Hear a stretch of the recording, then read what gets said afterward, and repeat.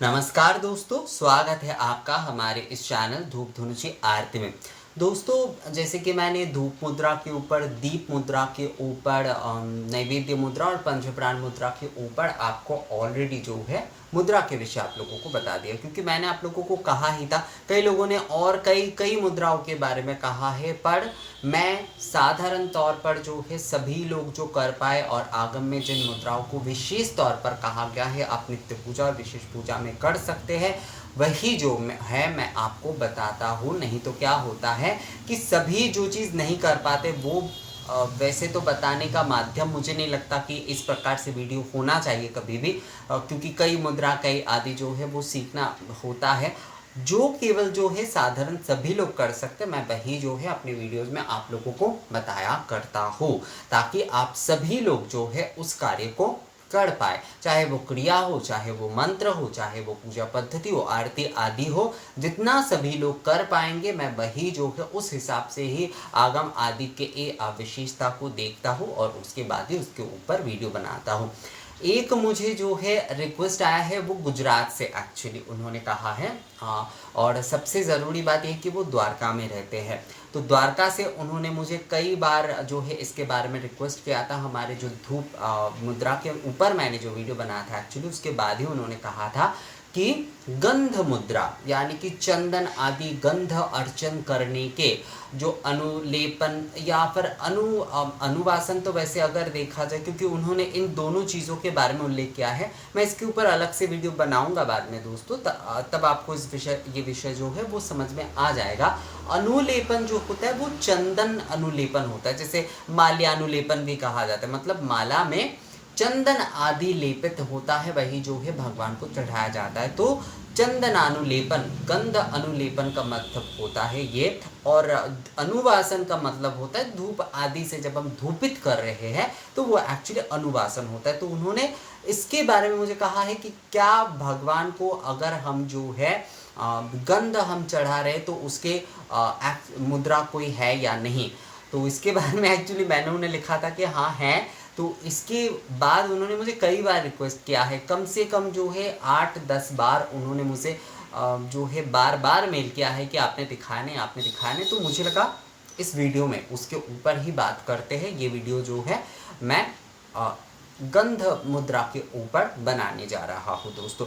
गंध मुद्रा भी जो है आप सभी लोग कर सकते हैं, मतलब जो गंध चंदन आदि आप भगवान को चढ़ा रहे हैं, जैसे कि शोधन आदि कार्य आदि किया जाता है, उसके बाद जिस समय गंध का किशड़ी टंगते ना जानामी चेष्टं नैव नैव च मया निवेदिता गंध्यं प्रतिगृह विलिप्यतम, इस प्रकार से जब जो है गंध चढ़ाया जाता है तो उस समय भी जो है गंध मुद्रा दिखाई जाती है। जैसे मैंने धूप मुद्रा के बारे में आप लोगों को बताया था कि तर्जनी और अंगुष्ठ जो है वो मिलाकर धूप मुद्रा होती है। तो गंध की मुद्रा क्या है, चलिए वो मैं आप लोगों को आज बता देता हूँ।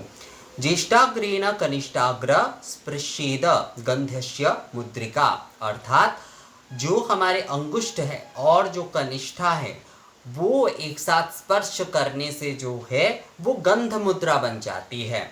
ज्येष्ठाग्रेण कनिष्ठाग्रं स्पृश्यद गंध्यस्य मुद्रिका। ज्येष्ठाग्रेण, ये जो है ये ज्येष्ठ उंगली है यानी कि अंगुष्ठ जो है। ज्येष्ठाग्रेण कनिष्ठाग्र, और ये कनिष्ठ है यानी कि सबसे छोटा उंगली। तो ज्येष्ठाग्रेण कनिष्ठाग्रं स्पृश्यद गंध्यस्य मुद्रिका, जब अंगुष्ठ के साथ जो है ये हमारे जो कनिष्ठ जो है वो स्पर्श होता है, तब जो है वो गंध मुद्रा हो जाती है, वो गंध मुद्रा हो जाती है। तो गंध मुद्रा ये हो गई ज्येष्ठाग्रेण कनिष्ठाग्रं स्पृश्यद गंधस्य मुद्रिका। अंगुष्ठ के साथ जब कनिष्ठ मिलता है तो वो जो है वो गंध मुद्रा होती है, यानी कि चंदन आदि के चढ़ाने के जो गंध्य अनुलेपन आदि चढ़ाने के जो मुद्रा है वो ये होता है अंगुष्ठ के साथ कनिष्ठ का जुड़ना जो है, यानी कि स्पर्श, अंगुष्ठ से कनिष्ठ जब स्पर्श करता है तो वो गंध मुद्रा हो जाता है। कहा ही गया है, देखिए, ज्येष्ठाग्रेण कनिष्ठाग्रं स्पृश्यद मतलब स्पर्श कराना, गंध्यस्य मुद्रिका, तो वही जो है गंध्य आदि मुद्रा बन जाते हैं। गंध देने के मुद्रा जो है वो यही है दोस्तों, अंगुष्ठ से कनिष्ठ का स्पर्श कराना। तो ये हो गया गंध मुद्रा। इसके बाद एक विषय मैं यहाँ पर थोड़ा इसके बारे में जो है थोड़ा बात कर लेता हूँ इसके ऊपर। वो ये है कि बहुत सारे लोगों ने मुझसे कई बार ये सवाल पूछा है, मैंने कई लोगों को कमेंट्स के माध्यम से जवाब भी दिया है कि भगवान को अगर हम तिलक कर रहे हैं तो क्या जो है हमें किस प्रकार से करना चाहिए, हमें अनामिका का, क्योंकि कई लोग कहते हैं कि अनामिका का स्पर्श नहीं कराना चाहिए, कई लोग कहते हैं कि अनामिका से नहीं कराना चाहिए, मतलब केवल अनामिका से नहीं कराना चाहिए, कई लोग कहते हैं मध्यमा से नहीं कराना चाहिए, कई लोग कहते हैं तर्जनी का उसमें किसी भी प्रकार का कोई स्पर्श नहीं होगा। तो देखिए, सबसे पहली बात, जैसे कि मैं जिस प्रकार से जो है तिलक आदि करता हूँ उसमें जो है मैं अनामिका से ना इस प्रकार से कर नहीं पाता हूँ। इसमें मुझे थोड़ा, मतलब मैं जब करने जाता हूँ तिलक आदि इस प्रकार से, तो उसमें जो है थोड़ा मुझे मुश्किल होती है। कई समय जो है इस प्रकार से अगर मैं तिलक करने जाऊँ या मध्यमा से तिलक करने जाऊँ, कई पूजा में जो है ना वो मध्यमा से तिलक करने की चलन है अलग अलग करके, पर मैं जो है केवल तर्जनी के माध्यम से और अंगुष्ठ के माध्यम से ही तिलक करता हूँ। आप चाहे तो जैसे कि मुद्रा के बारे में बताया गया, तो आप अगर इस प्रकार से भी करना चाहे, वैसे ये मुद्रा है, इस तरह से भी आप करना चाहते हैं तो आप कर सकते। देखिए, हमारे जो हाथ के जो 5 उंगली है ना, वो सभी जो है बराबर उसके जो है ना किसी भी प्रकार की भूमिका है। जैसे तर्जनी के साथ जो है अंगुष्ठ अगर मिल जाता है तो वो जो है वो धूप मुद्रा बन जाती है। तो अगर धूप जो है वो गंध आदि से ही संबंधित है, और चंदन आदि और धूप आदि सभी के अधिपति तो वनस्पति ही है, मतलब उनके अधिपति तो वनस्पति देव ही है, तो इसमें भी क्यों नहीं कराया जा सकता। एक्चुअली ये कई लोग मुझे इस बारे में कहा है कि तर्जनी का स्पर्श कराकर क्या हम कर सकते। कई लोग कहते हैं अनामिका। देखिए, अनामिका केवल मात्र आप कई लोग ऐसे केवल मात्र कराते, वो नहीं कराना चाहिए, वो कभी नहीं कराना चाहिए। बहुत लोग ऐसे कराते हैं, इस प्रकार से करते हैं, बहुत सारे लोग ऐसे करते हैं, बहुत सारे लोग ऐसे करते, ये कभी नहीं करना चाहिए। ये ना कभी भी किसी प्रकार का जो है मतलब एक सुंदरता नहीं होती है। आप जब किसी को तिलक करने जा रहे तब आप अगर ऐसे करते हो, आप अगर ऐसे करते हो, तो ये तिलक करने के भीतर ना जो सौंदर्य, जिसे श्री सौंदर्य कहा जाता है, वो आपको नहीं दिखाई देगा। उसमें ऐसा लगेगा कि बस आप करने के लिए कर रहे हो, या फिर बस पूजा आदि में करने के लिए कहा गया है तो आप इस प्रकार से बस ले रहे हो चंदन, इस प्रकार से आपने कर दिए। ये बिल्कुल भी जो है ना वो सही तरीका नहीं होता है। ऐसे करना या फिर ऐसे करना, ऐसे करना। पर जैसे कि कई लोगों, कई जगह पर जैसे कि मध्यमा के माध्यम से भी कई लोग करते, कई लोग अनामिका के माध्यम से भी करते, मैं तर्जनी के माध्यम से करता हूँ।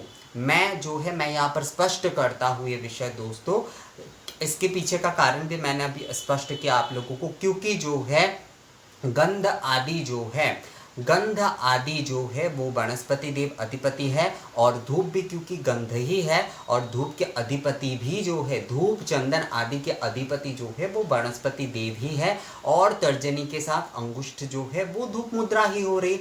तो हम ये उंगली का मतलब तर्जनी का, क्योंकि तर्जनी के बारे में सबसे ज़्यादा सवाल आया कि तर्जनी का स्पर्श नहीं कराना चाहिए, कई लोग कहते हैं, और हम लोग जो है तर्जनी के स्पर्श करा के ही कराते हैं रोज, तो क्या हमारे जो चंदन या तिलक दान जो है वो सही नहीं हो रहा है या नहीं।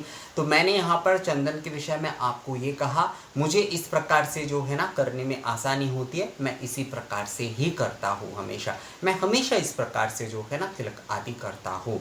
तो ये मैंने अपने विषय में कहा। अगर कोई किसी को अगर जो है अनामिका में करने में सुविधा होती तो वो वही कर सकते, किसी को मध्यमा में करने में सुविधा होती तो वही कर सकते।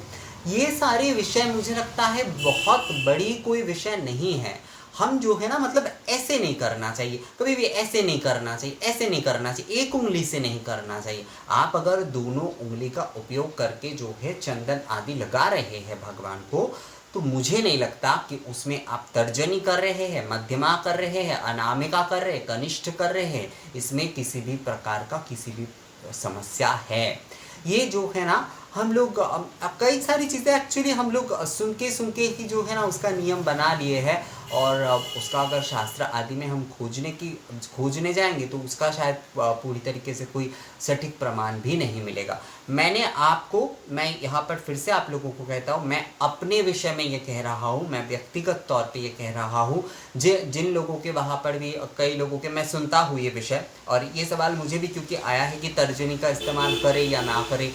मध्यमा के बारे में भी कई लोग मना करते, कई लोगों को तो अनाम, सभी लोग मना करेंगे। जिनको जो चीज़ पता है वो वही कहेंगे, और जिनको जो चीज़ नहीं पता है वो भी कई समय जो है ना रंग चढ़ाकर बोल देते हैं। तो आप अपनी भावना, आप भगवान को किस हाथ से तिलक, मतलब किस उंगलियों के, दोनों उंगलियों के माध्यम से तिलक कराने में जो है आप सबसे ज़्यादा उसे क्या कहते हैं, कंफर्ट फील करते हैं मतलब आपको तृप्ति होती है भगवान को जो है उस प्रकार से तिलक कराकर।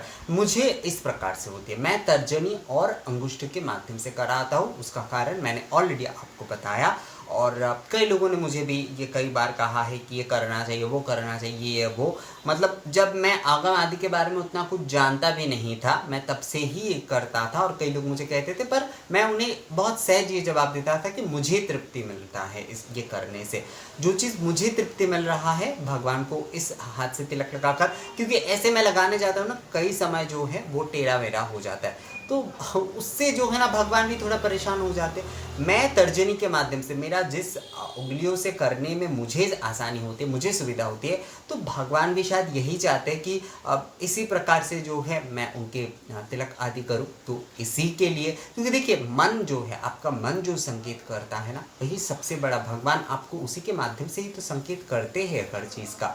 तो इसलिए जो आपको सही लगे तिलक कराने के लिए, चंदन आदि लगाने के लिए, जिस उंगली से आप वो करिए, पर कभी भी ऐसे या फिर ऐसे आप मत करिएगा। हमेशा इस प्रकार से, या आपके वहाँ पर अगर मध्यमा या फिर अनामिका इस्तेमाल करके करते तो करिए, कोई समस्या उसमें नहीं है।